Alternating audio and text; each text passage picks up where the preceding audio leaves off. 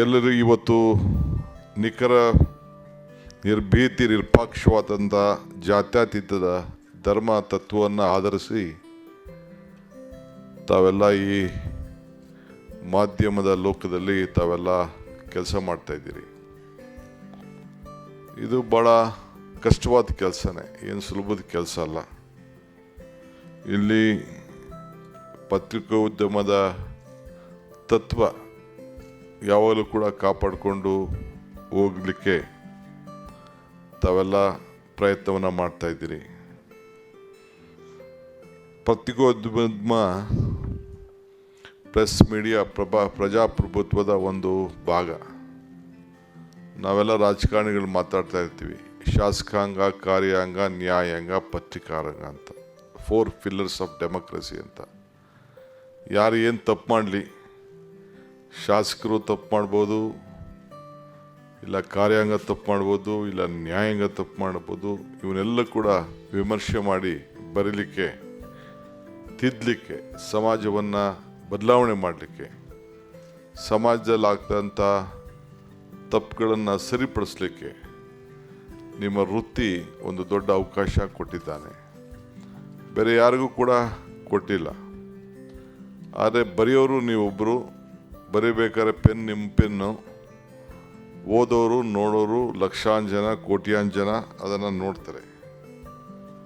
So ಅದರಿಂದ ನೀವು ಏನೇ ಬರೆದ್ರೂ ಕೂಡ, ಏನೇ ವಿಚಾರ ತಿಳಿಸಿದ್ರು ಕೂಡ, ಬಹುಶಃ ಏನು ತಮ್ಮಲ್ಲಿ ಭಾವನೆಗಳು ಇದ್ದರೂ ಕೂಡ ತಮ್ಮ ಆತ್ಮಸಾಕ್ಷಿನ ತಾವು ಗಮನದಲ್ಲಿ ಇಟ್ಕೊಂಡು ತಾವು ತಮ್ಮ ವಿಚಾರವನ್ನು ಸಮಾಜಕ್ಕೆ ತಿಳಿಸ್ಬೇಕು ಅಂಥೇಳಿ ನನ್ನ ಮನವಿಯನ್ನು ಈ ಸಂದರ್ಭದಲ್ಲಿ ಮಾಡಲಿಕ್ಕೆ ಬಯಸ್ತೇನೆ. ಪತ್ರಿಕೋದ್ಯಮದ ಬಗ್ಗೆ ಇರುವಂಥ ಮಹತ್ವ ಅದು ನಮ್ಮ ಒಂದು ಪ್ರಜಾಪ್ರಭುತ್ವ ವ್ಯವಸ್ಥೆಯಲ್ಲಿ ಬಹಳ ಮುಖ್ಯವಾದಂಥ ಒಂದು ಪಾತ್ರ ಈ ಪತ್ರಿಕಾ ರಂಗಕ್ಕಿದೆ.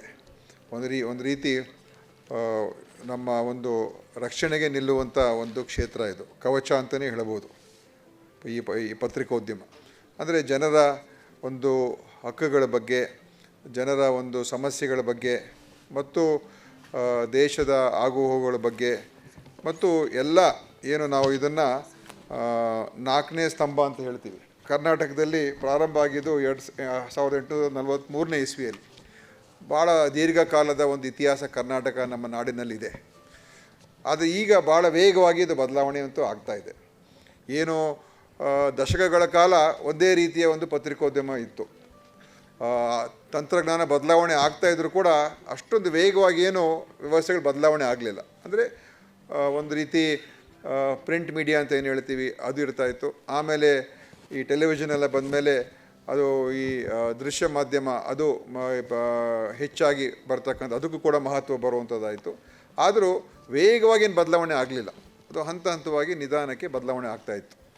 ಆದ್ದರಿಂದ ಇದಕ್ಕೆ ಇತ್ತೀಚಿನ ದಿವಸಗಳಲ್ಲಿ ಯಾವಾಗ ಡಿಜಿಟಲೈಸೇಷನ್ ಬಂತು ಆವಾಗ ಬದಲಾವಣೆ ಬಹಳ ಅದಕ್ಕೆ ವೇಗ ಸ್ವರೂಪ ಬಂದು ಇವತ್ತು ಪತ್ರಿಕೋದ್ಯಮದಲ್ಲಿ ಪತ್ರಿಕೆಗಳ ಒಂದು ಮತ್ತು ಡಿಜಿಟಲಲ್ಲಿ ನೋಡ್ತಕ್ಕಂಥದ್ದು ಕೂಡ ಹೆಚ್ಚಾಗಿದೆ. ಮತ್ತು ಸೋಷಿಯಲ್ ಮೀಡಿಯಾ ಇದೆಲ್ಲ ಬಂದ ಮೇಲಂತೂ ಇವತ್ತು ಇತ್ತೀಚಿನ ಕಳೆದ ಈ ಒಂದು ದಶಕದಲ್ಲಿ ಬಹುಶಃ ಈ ವ್ಯವಸ್ಥೆಯಲ್ಲಿ ಒಂದು ರೀತಿ ದೊಡ್ಡ ಸವಾಲು, ಒಂದು ಚಾಲೆಂಜಸ್ ಕೂಡ ನಾವು ಎದುರಿಸ್ತಕ್ಕಂಥ ಒಂದು ಪರಿಸ್ಥಿತಿ ಇವತ್ತು ನಾವು ನೋಡ್ತಾ ಇದ್ದೀವಿ. ನಮ್ಮ ಶಾರ್ಟ್ ಕಮಿಂಗ್ಸ್ ಏನಿದೆ, ನಮ್ಮ ಪತ್ರಕರ್ತರ ಶಾರ್ಟ್ ಕಮಿಂಗ್ಸ್ ಏನಿದೆ, ಅದನ್ನು ನಾವು ಅಕ್ನಾಲೇಜ್ ಮಾಡಿ ಮುಂದೆ ಬರ್ಸಿದ್ರೆ ಪ್ರಾಬ್ಲಿ ನಮ್ಮ ಪ್ರೊಫೆಷನಲ್ಲಿ ಏನು ಕ್ರೈಸಿಸ್ ಇದೆ, ನಾವು we have come to an edge. ಆ ಕ್ರೈಸಿಸ್ ಇದೆ, ಆ ಕ್ರೈಸಿಸ್ ಸಾಲ್ವ್ ಮಾಡೋಕ್ಕೆ, ಅದನ್ನು ಚಾಲೆಂಜ್ ಎದುರಿಸೋಕ್ಕೆ ನಮಗೆ ಒಂದು ಮಾದರಿ ಸಿಗುತ್ತೆ. To be journalist because I like to ask questions. That is why I wanted to be journalist. And I like the idea that someone might feel uncomfortable answering some questions. This is the kick a true journalist gets. This is the kick a true journalist, feels it. Because you are a journalist, you can ask a question. So keep questioning, also show the mirror to the power.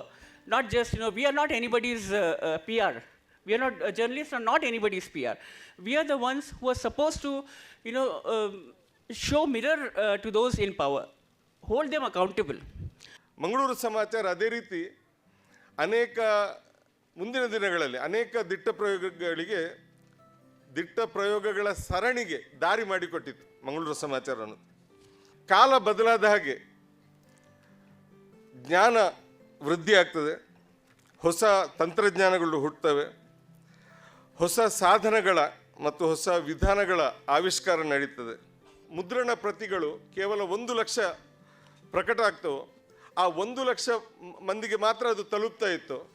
ಅದೇ ಪತ್ರಿಕೆ, ಅದೇ ಮಾಹಿತಿ, ಅದೇ ವಿಚಾರಗಳು ಇವತ್ತು mobile ಫೋನ್ಗಳ ಮೂಲಕ ಅಥವಾ ಹೊಸ ತಂತ್ರಜ್ಞಾನದ ಮೂಲಕ ಕೋಟಿಗಟ್ಟಲೆ ಮಂದಿಗೆ ತಲುಪ್ತಾ ಇದ್ದು.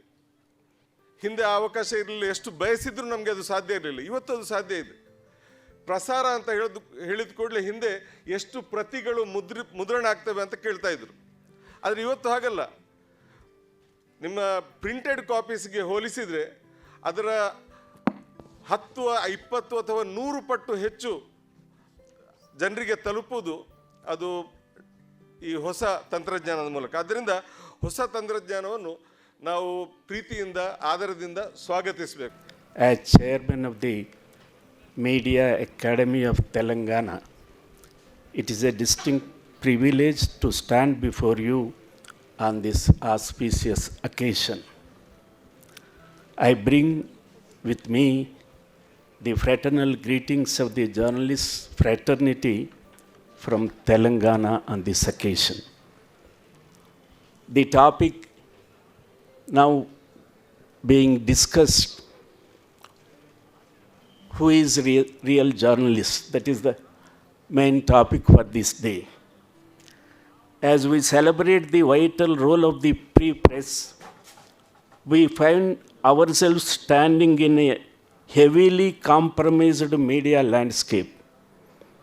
The digital era has undeniably revolutionized how information flows, but it has also birthed a deeper, more systemic crisis. In 2026, we are no longer just fighting random rumors or isolated falsehoods.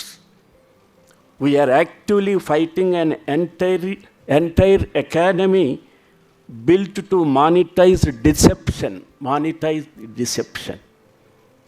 We are actively fighting an entire economy built to monetize the deception. In this hostile environment, we must ask an urgent question, that is, who is the real journalist today? The real journalist is no longer defined merely by a microphone or a camera or a platform. A real journalist is defined by their willingness to be the direct structural opposition to the algorithmic manipulation, the governance of our modern digital world.